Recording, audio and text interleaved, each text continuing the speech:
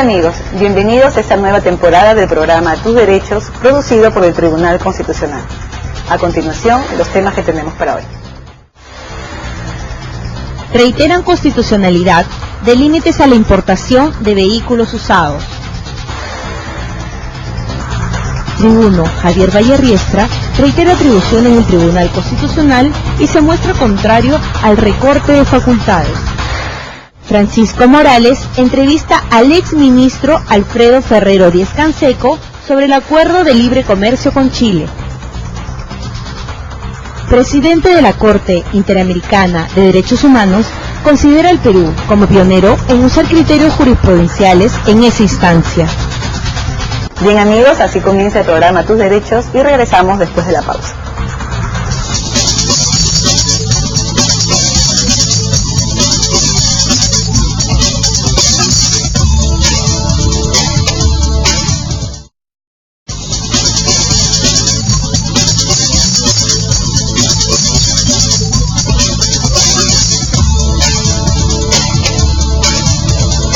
Bien amigos, continuamos con Tus Derechos. En los últimos días, el Tribunal Constitucional se ha pronunciado acerca de la limitación de la importación de carros usados. Sobre el particular ha señalado que los requisitos establecidos en los dispositivos legales correspondientes constituyen medidas idóneas y legítimas para conservar y proteger el medio ambiente. Sobre el particular, la prensa señaló lo siguiente. Adelante. El Ministerio de Transportes y Comunicaciones presentó ante el Tribunal Constitucional una demanda de conflicto de competencia contra el Poder Judicial para determinar la regulación del ingreso de vehículos usados al país. El titular de Transportes llegó a la sede del Tribunal Constitucional para presentar una demanda de conflicto de competencia contra el Poder Judicial, al considerar que dictando medidas cautelares y suspensión de normas regulatorias ha permitido el ingreso al país de autopartes de segunda y más de 13.000 vehículos usados que exceden los 5 años de antigüedad. No dar espacio a más autos usados más allá de la antigüedad permitida, porque hay una correlación directa entre la fecha en que se elevó o se permitió la importación indiscriminada de autos usados y el momento en que se dispararon los accidentes de tránsito. El ministro de Transportes y Comunicaciones, Enrique Cornejo, presentó ante el Tribunal Constitucional una demanda de conflicto de competencia contra el Poder Judicial para determinar la regulación del ingreso de vehículos usados al país. Remarcó que esa competencia es exclusiva de su portafolio y precisó que también se planteó una demanda de inconstitucionalidad en contra de ordenanzas municipales emitidas por las comunas de Cajatambo, Yauyos y Canta, que declaran la inaplicabilidad de la ley 28325. Regresamos con Tus Derechos. Uno de los temas que causó mucha polémica en los últimos días ha estado referido a la idea de limitar las funciones del Tribunal Constitucional. Para tratar este tema contamos con la presencia del doctor Javier Vallerriestra, destacado constitucionalista y principal propulsor del Tribunal de Garantías Constitucionales, antecesor del Tribunal Constitucional. Muchas gracias, doctor Vallerriestra, por su presencia. Muchas gracias por el prólogo y explicaré qué pasó en el año 1978-79 en los días de la Asamblea Constituyente que presidiera Víctor Raúl Laya de la Torre. Perfecto, doctor. Antes de empezar con esta entrevista, me gustaría que escuchemos cuál es la opinión acerca de las funciones del Tribunal Constitucional, o si realmente conoce de su existencia. Adelante, por favor. Pero nuestro Tribunal Constitucional tiene un diseño exclusivamente de control de la constitucionalidad de las leyes. Y las atribuciones del TC ya están en la Constitución de la República. Cuando lo construimos en el año 78-79, señalamos cuáles eran sus parámetros. Controlar los derechos humanos, vigilar, defenderlos. Hay que acatar el fallo del Tribunal Constitucional. Doctor Vallerriestra, ¿cómo nace esta idea de instituir al tribunal, en ese tiempo, Tribunal de Garantías Constitucionales en nuestro ordenamiento jurídico? Bueno, en la Asamblea Constituyente de 1978-79, protagonizamos los allí asistentes, singularmente los del aprismo y de la tendencia democristiana, con Bedoya y otros, una posición de hacer una queja, una crítica al pasado dictatorial del Perú.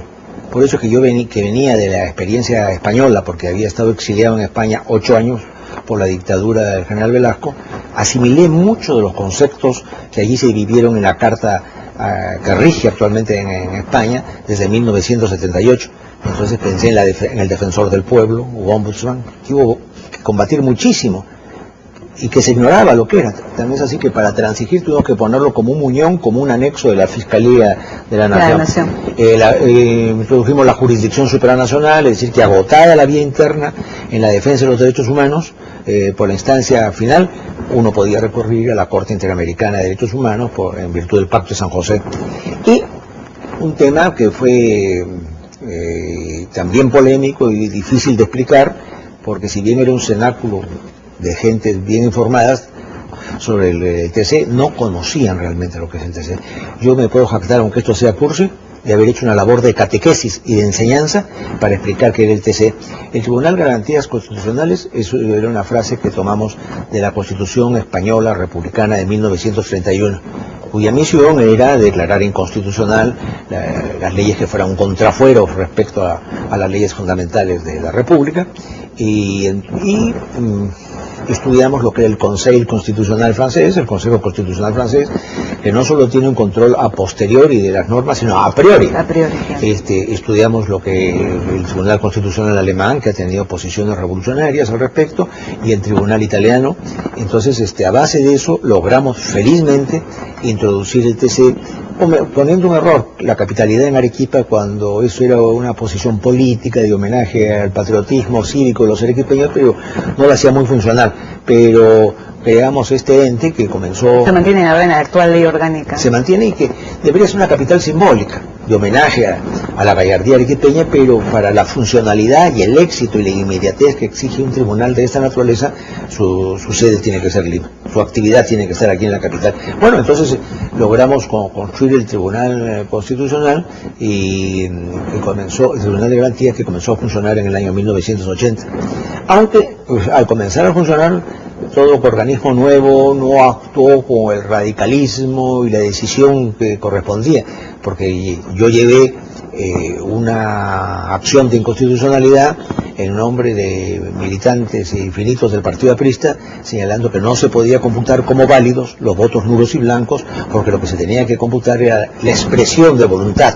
La expresión de voluntad era voto por fulano, voto por sultano, pero que esto era una no voluntad. El Tribunal Constitucional sentenció por mayoría, con el voto sagaz y erudito y culto de Manuel Aguirre Roca, que fue un gran demócrata, de que los votos nulos y blancos tenían que computarse. Entonces, lógicamente, eso alteró la figura, la frase de los válidamente iniquilitos. Así es. Entonces, comenzó allí, y después el Tribunal Constitucional, que es un ente nuevo. De tener 30 años en la historia constitucional de un país es una cosa novísima. Entonces ha ido paulatinamente adaptándose y forjando normas no previstas explícitamente en la ley, pero que corresponden a la naturaleza omnímoda de un tribunal de esa naturaleza. Perfecto. Doctor, ¿y cuáles son las funciones del Tribunal Constitucional? Bueno, actualmente. Las clásicas son de que pronunciarse sobre los habeas corpus y los amparos rechazados por los tribunales.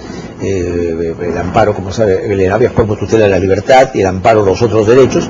En el caso de que esto no sea admitido por el espíritu retrógrado de los tribunales, porque no hay ninguna explicación, el tribunal se pronuncia sobre el fondo del tema. El tribunal ha tenido actitudes radicales allí, porque incluso no ha esperado de que hubiera un rechazo en primera instancia de una acción de este tipo y un rechazo de la acción en la Corte Superior, sino que ha entrado al fondo del tema. Lo que me parece bien, porque es una manera sumarísima de proteger los derechos.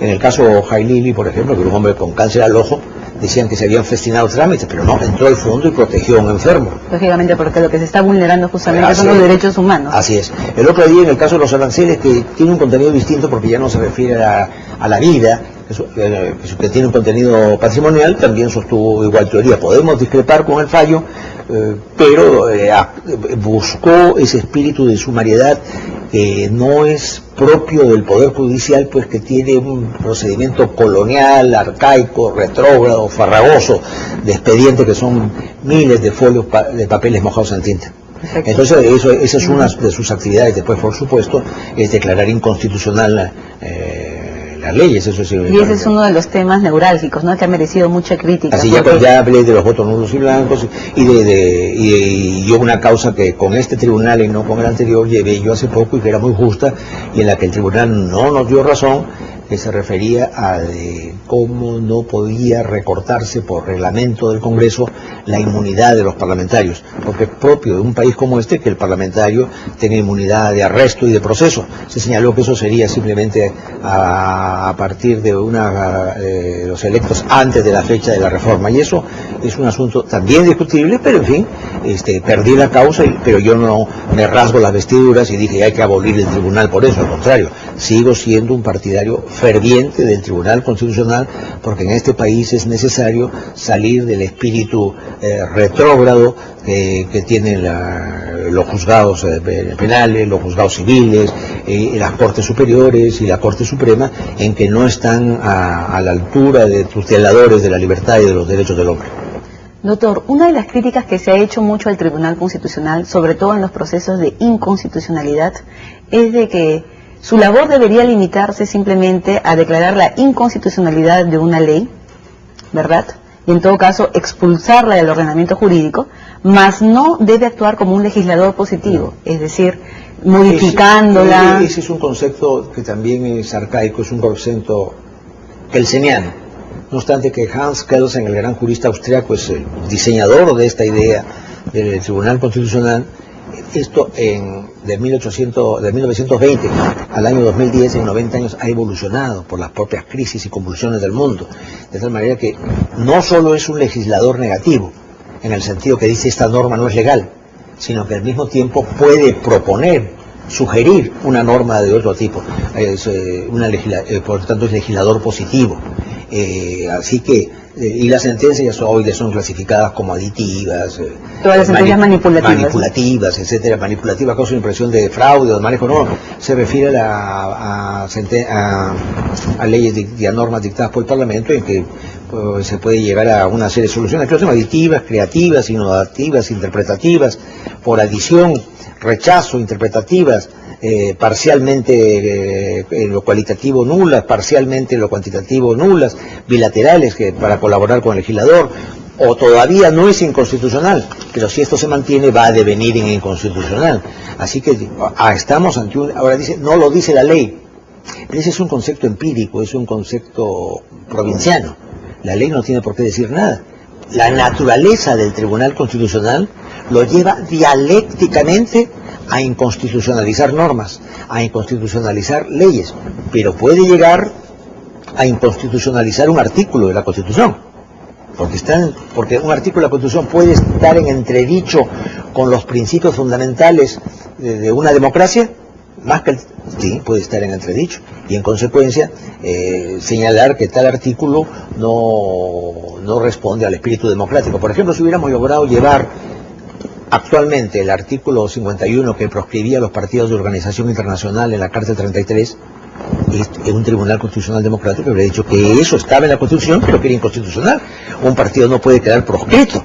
Entonces,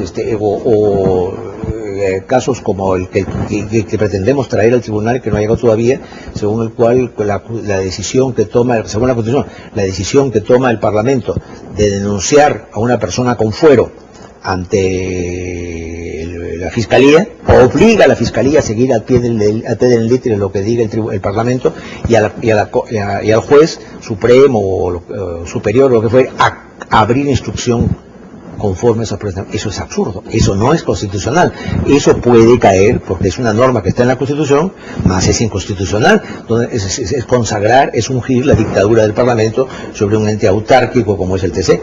Doctor, y justamente a raíz de las sentencias manipulativas que dicta el Tribunal Constitucional en los procesos de inconstitucionalidad, muchas veces es retirar o expulsar del ordenamiento jurídico a una norma por inconstitucional puede causar otros vacíos jurídicos. Bueno, para eso existe un parlamento. Los parlamentos tienen como misión legislar, perfeccionar las leyes, constitucionalizarlas. Pero el uso de esas sentencias manipulativas podría llenar ese vacío. Claro que sí. No, yo entendí que simplemente decía, declara, esto es inconstitucional. No, esa es la crítica de un sector. Así es. Entonces, realmente el Tribunal Constitucional, sobre todo, y ahora ha agudizado sus atribuciones porque un país que tiene históricamente una estructura bicameral funciona unicameralmente. Antes las decisiones del Congreso o Cámara de Diputados eran revisadas y perfeccionadas por el Senado. Hoy no existe Senado, así que la labor mucho más aguda y mucho más radical propia de un tribunal constitucional la tiene por las circunstancias en que nos encontramos en el país. Por el sistema unicameral en el que nos encontramos ahora. Bueno, doctor, regresaremos a seguir tratando de este tema después de la pausa comercial.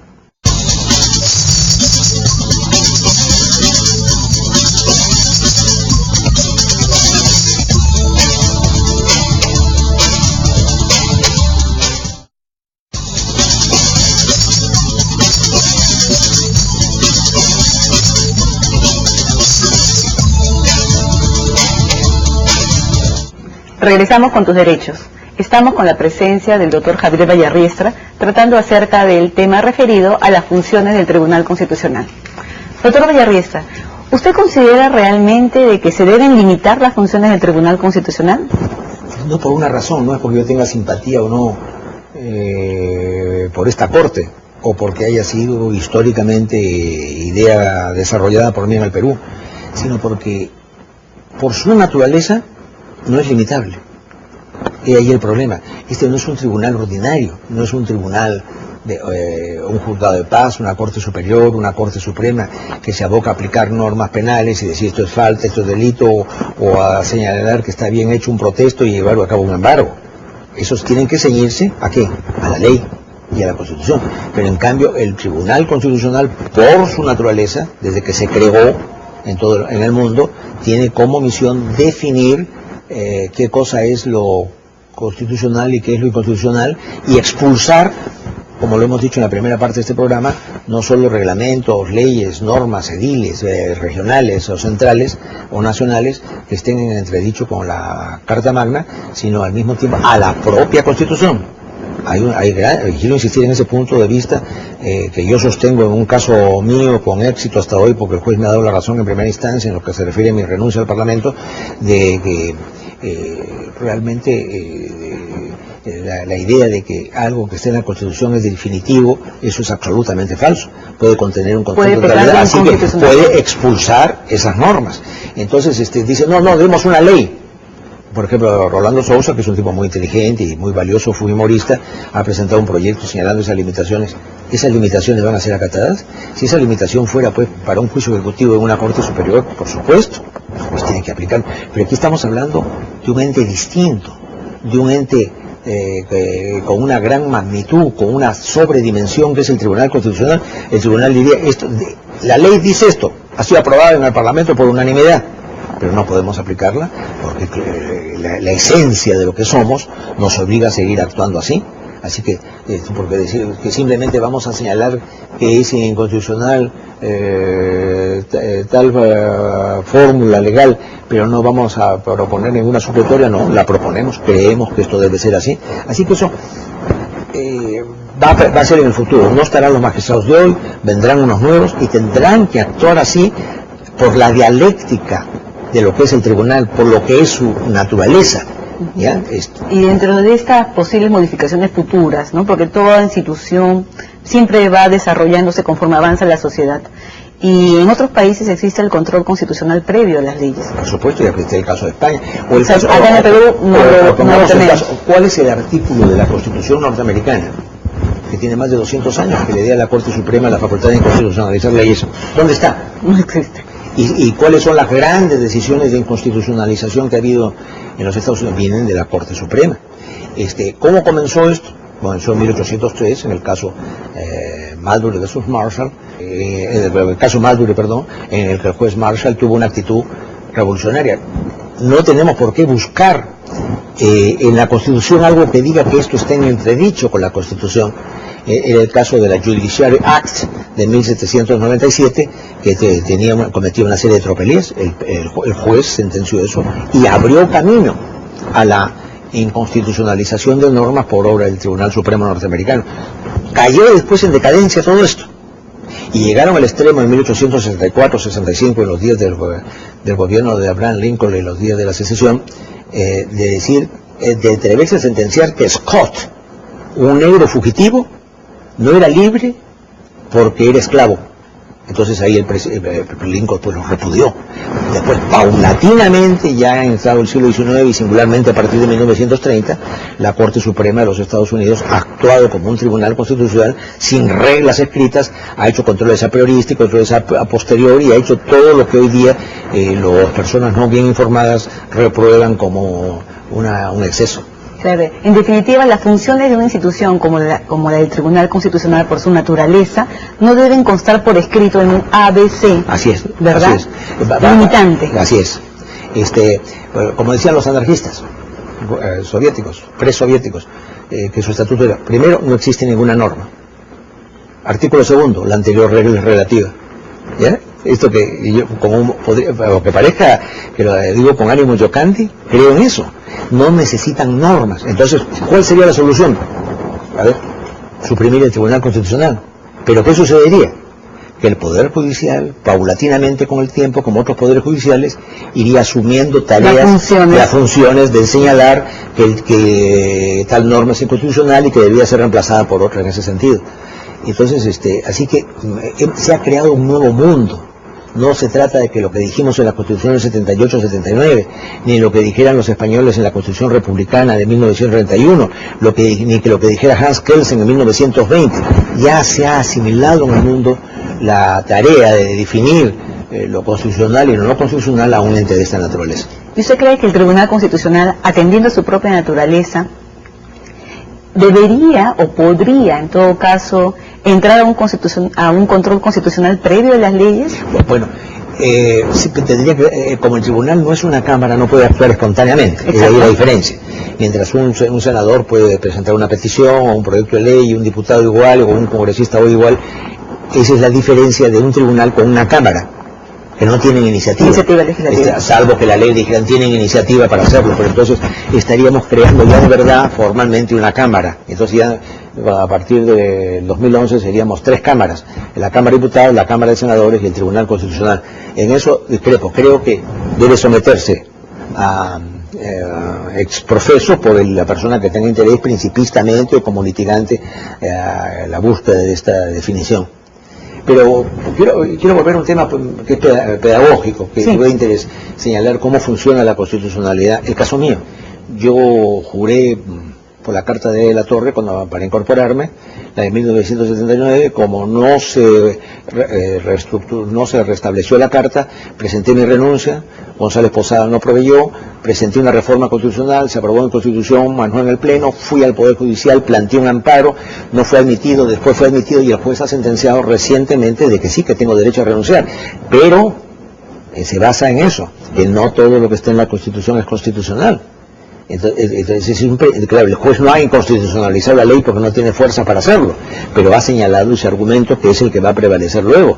Entonces ese es un juez con perfil democrático, porque otro timorato pusilánime no habría se atrevido a llegar tan lejos. Es un juez de avanzada. Así es. ¿No, doctor? Bueno, doctor, le agradecemos su presencia en el programa, de haber explicado en forma tan fácil para todos nosotros acerca de las funciones del Tribunal Constitucional. Bueno, amigos, regresamos con tus derechos después de la pausa.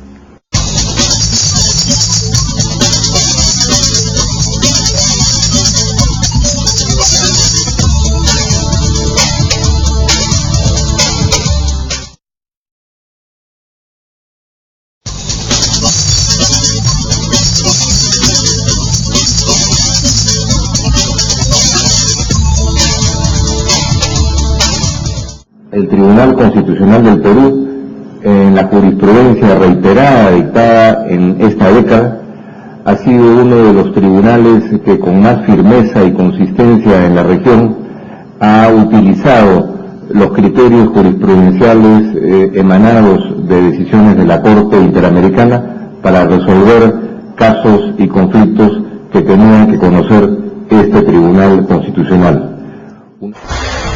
Regresamos con tus derechos. Ha llegado el momento de presentar la entrevista que realizará el abogado Francisco Morales Saray. Adelante, Francisco.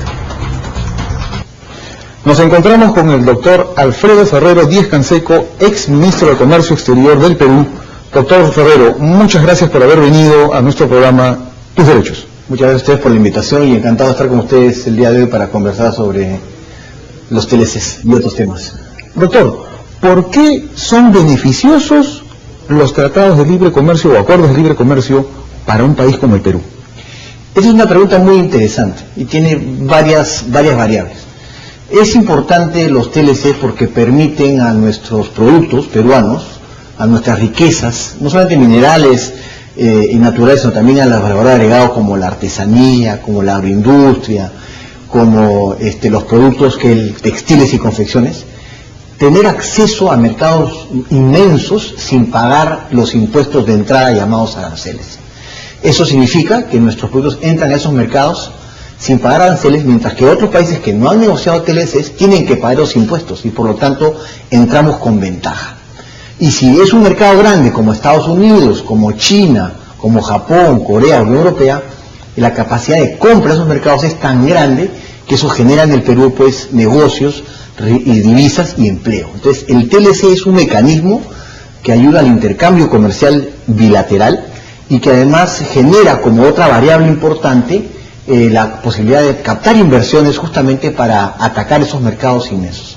¿Diría usted que en los últimos años, en los últimos 20 años, y en la época que usted fue ministro, el crecimiento económico se debe en parte a estos acuerdos comerciales internacionales? Yo creo que el Perú en los últimos años, tanto el gobierno de Toledo como el gobierno de García, ha mostrado madurez y una línea política económica consistente.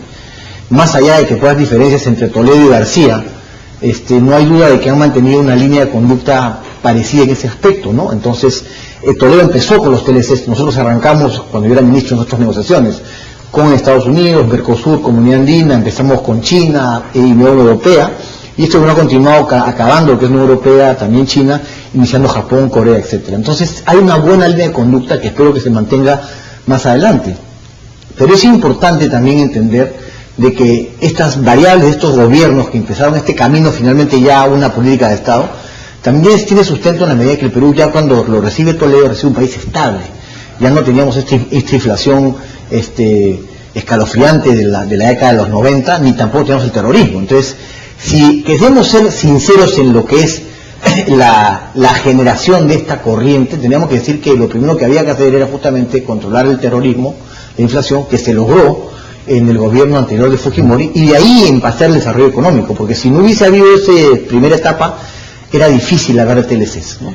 Es un proceso, diría yo, que arranca, digamos, en los 90s y que se consolida con Toledo como política de Estado, y García la continúa. En ese sentido, estaríamos frente a un ciclo económico de economía de mercado muy largo. Ya tenemos prácticamente 20 años en esa línea. De cara a las elecciones del próximo año, usted como ex ministro de Estado, ¿qué visión o qué reflexión le generaría estas posiciones políticas que plantean, por ejemplo, un proteccionismo industrial o una posición, no digamos como el gobierno de Chávez o Evo Morales o Correa, pero sí una visión un tanto diferente a esta apertura económica que es la que está caracterizando 20 años de ciclo económico capitalista de economía de mercado en el Perú? Fíjate tú, Morales, está demostrado, y no por experiencias peruanas, sino mundiales, que economía de liberal y economía de apertura de mercados es la que más crecimiento le da a los países. Eso no significa que no hayan dificultades. Siempre en estas economías hay pues algunos ajustes que realizar. Eso no significa permitir que haya competencia desleal, ni subsidios, y que no haya ni que haya pues algunos mecanismos proteccionistas de por medio.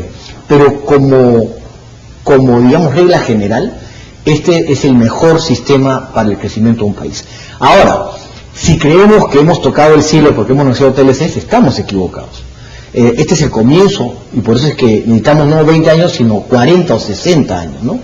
Y yo quiero hacer una acotación que a veces me preguntan que es importante anotar. El consumidor, ¿cómo se beneficia el consumidor? Porque claro, todo el mundo dice, bueno, se benefician las grandes empresas. No, pero las grandes empresas son los que menos necesitan el TLC, porque ellos viven con o sin TLC, igual van a vivir. Yo me preocupo cuando sea el TLC del consumidor, del hombre de a pie, de la pequeña y mediana empresa. ¿Y por qué? Vamos a ver el consumidor cómo se beneficia. Los TLCs, al eliminar los aranceles de ida y de vuelta, permiten que uno pueda comprar, por ejemplo, maquinaria y equipos más baratos. Permite que los autos sean más asequibles. Permite que las computadoras se puedan comprar sean más asequibles, más módicos. La tecnología, los electrodomésticos, etcétera, etcétera, la ropa. Entonces cuando me dicen, ¿y cómo se beneficia el consumidor?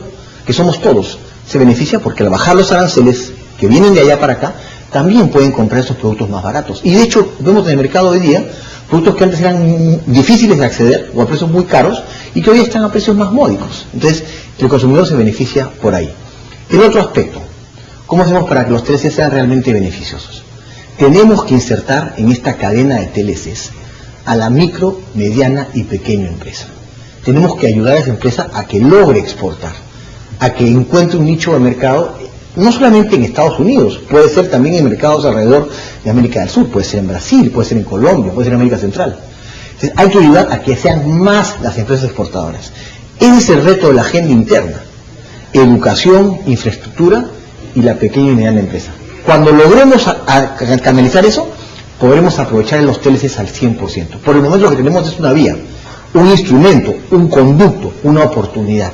Pero ciertamente todavía hay tareas que realizar. Tratado o acuerdo de libre comercio, y entonces entramos en el tema jurídico. Y de ahí que, ¿cómo ve usted la experiencia peruana en temas de sistema de administración de justicia? En esa medida, ¿qué importancia tiene en este marco de los tratados de libre comercio el tema de la seguridad jurídica, de los tribunales ordinarios e incluso también del Tribunal Constitucional? Como nuestros amigos televidentes saben, el tribunal ha resuelto una demanda de inconstitucionalidad contra el tratado comercial con Chile, efectivamente, ¿no? Mire, los TLCs, además del componente de las exportaciones e importaciones, de lo que exportamos y lo que importamos, exportamos nuestros productos excedentes o lo que hacemos bien, e importamos lo que no tenemos, tecnología, maquinarias y equipos. También hay una variante de los TLCs que es tan o igual de importante como lo que es el intercambio comercial, y es el tema de la captación de inversiones. El Perú no es un país que tenga mucho capital, necesitamos recibir capital de afuera para hacer grandes fábricas, para hacer grandes inversiones en minería, en industria. Entonces, los TLCs ayudan a generar estabilidad jurídica en la relación bilateral. Pero para hacer un TLC, tenemos que pasar por todo lo que es un filtro legal jurídico, es decir, ver que nuestra negociación se enmarca dentro de la ley peruana y que al negociar un tratado no estamos modificando ninguna ley, porque el único que puede modificar la ley del Perú es el Congreso. Y el Tribunal Constitucional está encargado de asegurarnos que el marco jurídico se esté cumpliendo. Por lo tanto, cualquier tratado que se firme o cualquier acuerdo tiene que estar enmarcado dentro de nuestra legislación. Y si es que el acuerdo que se está negociando o se negocia requiere una modificación legislativa, el tratado debe ir al Congreso para su aprobación. Así ocurrió con Estados Unidos, porque se requería modificar cierta legislación y por lo tanto tuvimos que ir al Congreso, el Congreso anterior, el Congreso de Gobierno de Toledo, al final del año 2006, en junio, se pasó el tratado con Estados Unidos por una votación muy importante, porque fueron 79 votos a favor contra 14 o 16 en contra, no recuerdo exactamente, y se aprobó el TLC. En el caso de Chile no hubo necesidad de pasar por el Congreso porque no se modificaba ninguna ley y por lo tanto no se requería ir al Congreso, porque la Constitución admite o permite o faculta al Ejecutivo a ser el que negocia los tratados de libre comercio, y solo ir al Congreso cuando se modifica alguna legislación, que no es el caso con Chile. En el caso del Tratado de Libre Comercio con Chile, que el Tribunal Constitucional confirmó su constitucionalidad, es un tema sensible, ¿no?, por las razones históricas que todos conocemos. Y entonces, en la demanda de inconstitucionalidad se hablaba, por ejemplo, en términos de inversión, de que existían más o menos 6.000 millones de dólares de inversión chilena versus 500 millones de inversión peruana en Chile. Sí. De cara a este Tratado de Libre Comercio con Chile, por ejemplo, ¿se incrementarán las inversiones? ¿El Perú tiene una clase industrial o capitalista que pueda hacer esa inversión fuera en Chile o tendría que hacerla aquí? ¿Cómo evalúa usted esta situación? Es una pregunta muy importante, porque aquí también habría que hacer dos comentarios. En primer lugar, aunque jurídicamente no era exigible pasar por el Congreso, la segunda pregunta que podríamos hacernos era si políticamente era conveniente hacerlo o no. Más allá de que no se exija jurídicamente hacerlo, de repente era conveniente pasar en consulta al Congreso para ver qué opinaba el Congreso de este tratado. Porque con Chile siempre han habido algunas diferencias a nivel comercial, a nivel político. Sin embargo, el TLC está constituido para mejorar la relación bilateral.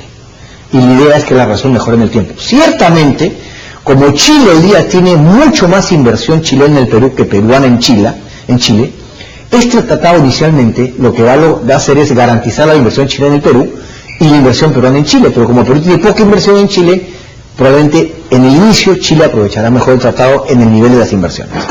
Pero con el crecimiento que tiene el Perú y en el mediano y largo plazo, es casi seguro, por no decir totalmente seguro, que habrá cada vez más inversión peruana en Chile. De hecho, un grupo importante empresarial, el Grupo Brescia, ya ha comprado empresas en Chile, unas cementeras, creo que cerca de $500 millones que están invirtiendo.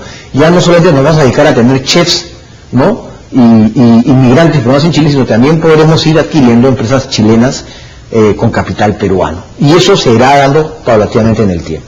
Entonces, los TLCs generan esas corrientes de comercio. Ciertamente hoy día tenemos 6.000 o 7.000 millones de chilenos en el Perú, pero yo espero que en el corto plazo también tengamos 7.000 millones de dólares peruanos invertidos en Chile y podamos comprar también empresas chilenas. Como ellos han invertido en el Perú, nosotros invertiremos en Chile. Recién el Perú está empezando a exportar capitales.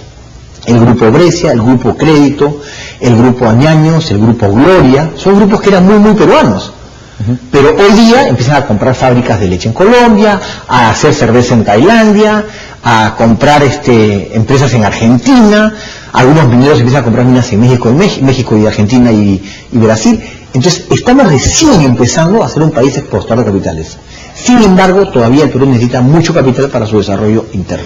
Usted acaba de mencionar un país que es el gran gigante de Sudamérica, Brasil. Las carreteras interoceánicas, pero no recuerdo, tal vez usted nos puede ilustrar, acuerdos de libre comercio con Brasil. Sí.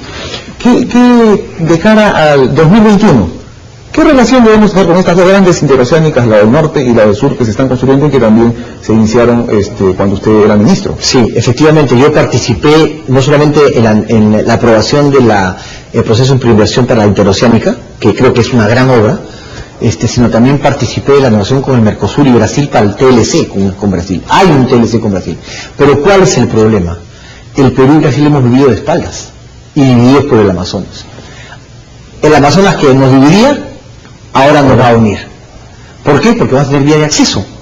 No había cómo penetrar el Amazonas, no había comunicación. Entonces, claro, Brasil miraba al Atlántico, Perú miraba al Pacífico y estábamos cada uno concentrados en su propio mundo. Hoy día, de un tiempo a esta parte, también diría yo que con Toledo y con García se ha repetido, la relación con Brasil es cada vez más fructífera. Y creo que la interoceánica va a generar polos de desarrollo comercial hoy día seguramente que nos imaginamos. Y habrá un comercio fronterizo que hoy día no existe, ¿no? Entonces, probablemente estas carreteras van a hacer que la relación con el Brasil a nivel de comercio y de inversiones, aunque ya hay inversiones, hay muchas empresas brasileñas en el Perú, sea cada vez más constante y más frecuente. Pero ciertamente el mercado brasilero no ha sido para el Perú todavía un factor de desarrollo, como sí lo ha sido Estados Unidos, la Unión Europea, y como está haciendo China, que también es un mercado inmenso que estamos empezando a atacar. Pero los TLCs abren esta ruta. Entonces, en la medida que tengamos una carretera de acceso que nos permita conectarnos entre Brasil y el Perú, el sur del Perú y el norte, eso va a generar desarrollo, eso va a generar comercio. Y sobre todo, vamos a permitir que los países, que las regiones, los departamentos del Perú, que han estado postergados económicamente, puedan conectarse con una economía de exportación y de importación a través de, por supuesto, sacando nuestros productos por el Callao o por los puertos que tengamos y con las carreteras. Sin infraestructura física no hay comercio. Si no hay puertos, si no hay aeropuertos, no hay carreteras, puedes tener producto, pero ¿cómo lo sacas? Es más caro sacar un producto desde Loreto a Lima que mandar un producto desde Lima a China. Eso es porque no tenemos infraestructura. Tenemos un déficit de 34.000 millones de infraestructura que tenemos que ir acortando año a año. Es más caro de Loreto a Lima que de Lima a China. De cara al 2021, ¿qué prioridades son las que deberían tener todos los partidos políticos para generar políticas de Estado que sigan esa ruta de inversión, de comercio internacional productivo, en fin? Yo primero hay que ser consistentes con una línea de carrera, con una política de Estado, ¿no? Yo creo que esta línea es la adecuada, lo que no significa que sea perfecta. Yo insisto, hay que hacer una agenda interna, hay que hacer que la población se integre mejor con los TLCs, que la pequeña y mediana empresa participe de los beneficios, que la población entienda que cuando viene un televisor más barato, o pueden comprarse un carrito más barato, o incluso alguna ropa más barata, es porque los TLCs están bajando los aranceles y pueden entrar al país con menos precio.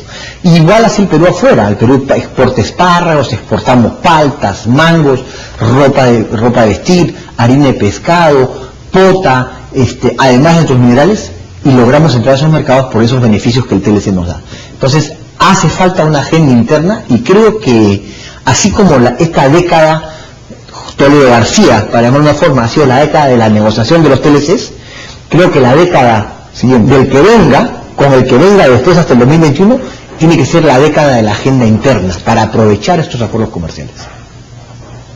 Temas para no repetir, es decir, la historia del Perú. La historia del Perú tuvo una etapa de violencia, hoy vivimos en democracia. ¿Por qué hay que preservar este modelo democrático y este modelo económico que ahora tenemos? Bueno, en primer lugar, la democracia, si es el sistema perfecto, es el mejor sistema. Hasta ahora nadie ha inventado un mejor sistema que el democrático. Eso también no significa que sea perfecto, porque nada es perfecto, pero es el mejor de lo que existe. Entonces la democracia nos permite elegir a nuestros gobernantes cada 5 años, y te permite cambiar, y cambiar a tu Congreso. Si no te gusta, elige a otro congresista. Si no te gusta tu presidente, elige a otro, o cambia de partido, pero te da la posibilidad.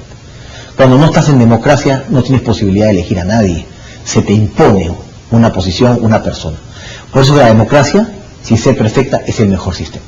A nivel económico pueden haber diferencias. Algunos pensarán que con el proteccionismo les va mejor.